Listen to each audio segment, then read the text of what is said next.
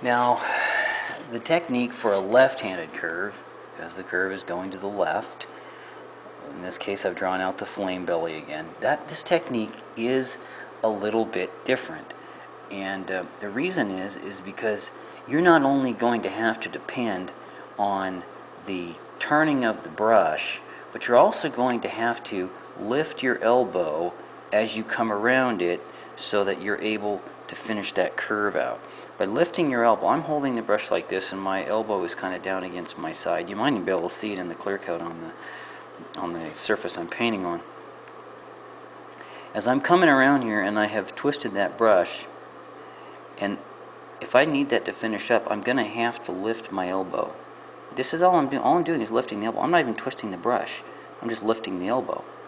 And in reality, this particular curve can be painted using your finger as a pivot point. You can't do that on the right hand curve, but on the left hand you can actually use your finger to pivot it around and reduce the amount that you really have to spin the brush. You have to spin the brush to get around that outside right hand curve almost exclusively, but on this one, on the left hand curve, you actually get a better curve if you depend more on the turning of the elbow, or the lifting of the elbow, and the slight turning of the brush.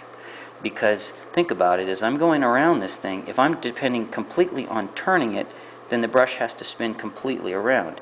But if I'm turning my hand, the brush is spinning along with my hand. So there's not a lot of turning to do.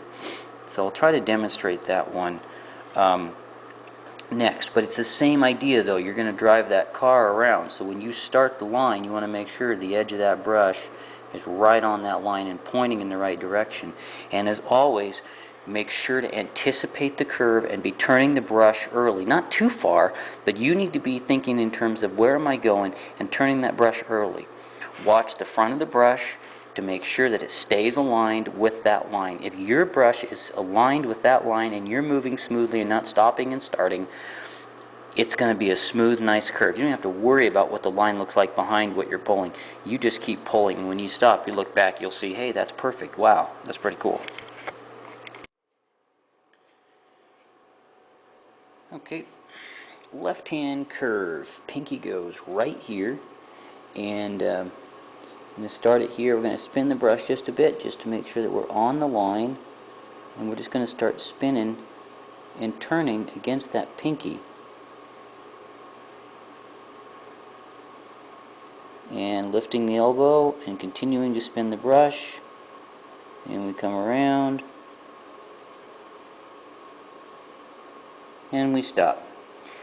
So again, the motion was actually spinning on the pinky, turning the brush, keeping that front edge on the line, and keeping that pinky stiff. That's important too as you come around. But you can see how you actually use your pinky as like the point on a compass, and you create this beautiful, perfect radius that just looks so nice when it's outlining a flame. So I hope this tutorial has been helpful, and if you have a flame outline job you need, or you have some pinstriping you want done, some scroll brushing, airbrushing, custom painting, candy paint jobs, you name it, I do it all. It's a complete custom paint shop.